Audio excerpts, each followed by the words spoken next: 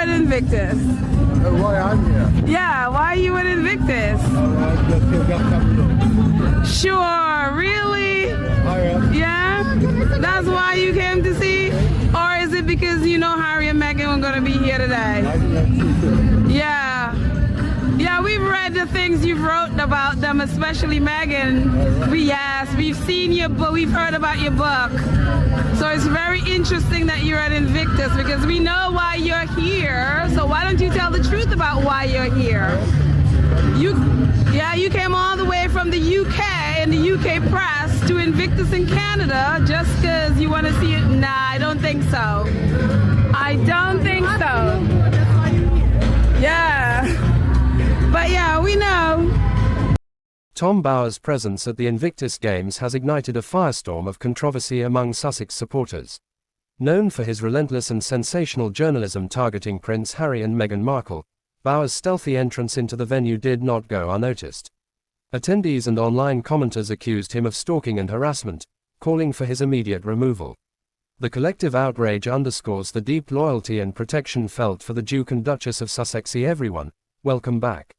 Before we dive into this juicy rollercoaster of drama, make sure to hit that subscribe button and turn on notifications. Trust me, you don't want to miss a second of this wild ride. We're about to break down the scandal that has everyone talking, Tom Bower's surprise appearance at the Invictus Games. Spoiler alert, it's far from your average celebrity cameo. So, grab your popcorn, sit back, and let's get into it, because things are about to get spicy fire.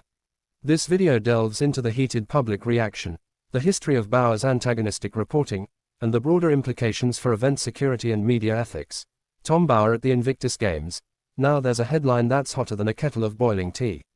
It's not every day you witness a media storm brewing over the presence of a journalist, but when that journalist is Tom Bower, and his targets are none other than Prince Harry and Meghan Markle, well, strap in, because the internet's going to explode.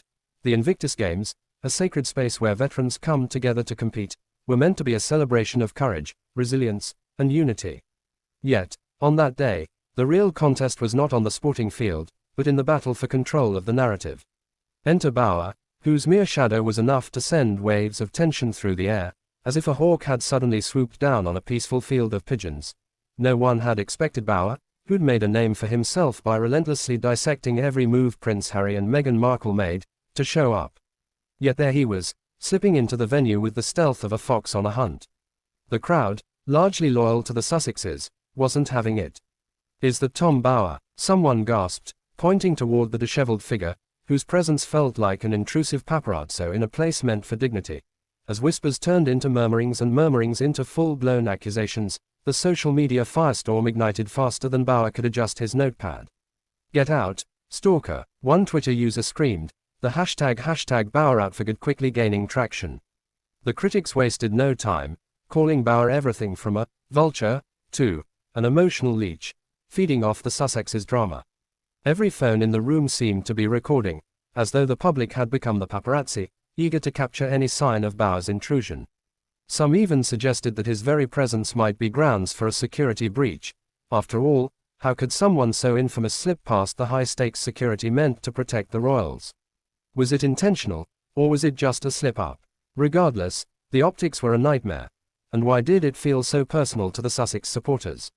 Well, Bower had been a thorn in their side for years.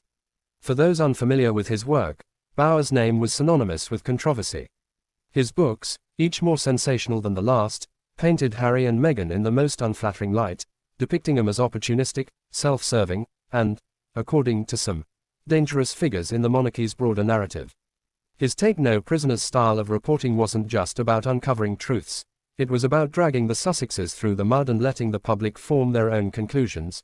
Bower's most famous, or infamous, work, Revenge, Meghan, Harry, and the War Between the Windsors, was a bestseller and a catnip for tabloids.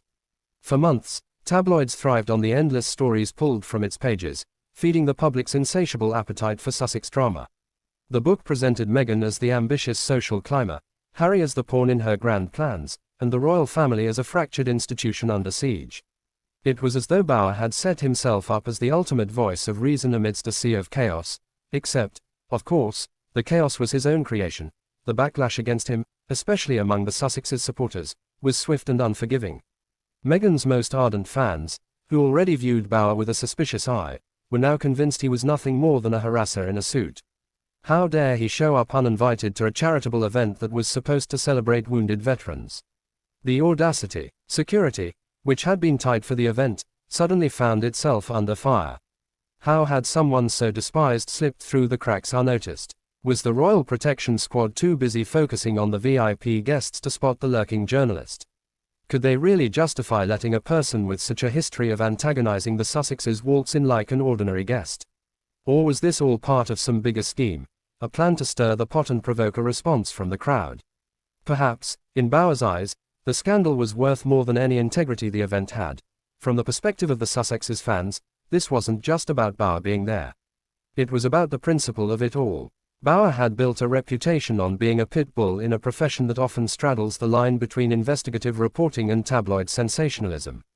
He wasn't there to honor the veterans or the spirit of the games, he was there for the story. His presence wasn't just an inconvenience, it was a blatant intrusion into what was meant to be a sacred space. The question on everyone's lips became, had he come to report on the Invictus Games, or had he come to ambush the Sussexes yet again? As outrage continued to build online, some voiced concerns about the broader implications for event security. Was the media entitled to just show up and claim any space they pleased, no matter the potential for disruption? Was it okay to turn a sacred event into a circus for clicks and views? Shouldn't there be some moral responsibility on the part of the press? If the Sussexes supporters were to be believed, Bauer wasn't simply a journalist with an agenda, he was a provocateur, poking the bear for his own gain. At the heart of this issue, however, lay a much deeper debate about media ethics. Could Bauer's presence at the Invictus Games be justified as journalistic freedom? Was he merely performing his duty as a reporter, looking for a story to tell? Or was he, as many had accused, trying to exploit a charity event for the sole purpose of humiliating a couple he had spent years criticizing? The lines had become blurred. There was no simple answer, only a sea of opinions that only served to deepen the divide.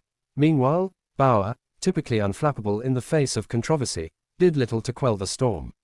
He remained silent, lurking on the fringes of the public spectacle as his critics cried foul. The silence, however, spoke volumes. Was he biding his time for an explosive revelation? Was he enjoying the chaos his mere presence had unleashed? No one could say for sure, but one thing was clear, whether he liked it or not, the focus had shifted. The event that was meant to honor veterans was now the stage for a new kind of drama. The fallout wasn't just felt by Bauer, either. It rippled out into the media world, forcing journalists to reckon with the question of where to draw the line between investigative reporting and personal vendettas. Some defended Bauer's right to report freely, claiming that the royals were fair game, no matter how much they might wish to retreat from the limelight. Others took a more cautious stance, questioning whether events like the Invictus Games should be off-limits for certain kinds of coverage, especially if that coverage could lead to the kind of harassment the Sussexes had so frequently faced. As the storm raged on, the world began to take sides. On one side were the Sussexes defenders, arguing that Bauer was nothing more than a vulture, circling the carcass of a royal family they felt had already suffered enough.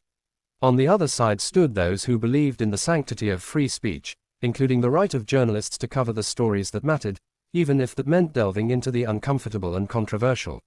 And, of course, there were those who found it all amusing, feeding off the spectacle like popcorn in a theater.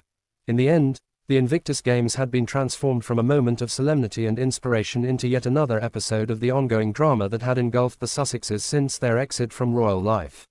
And while the athletes did compete fiercely, in the background, another kind of battle was unfolding, the battle for narrative control, and the price of media ethics in the age of celebrity. The question remained, when does the quest for truth cross the line into something darker?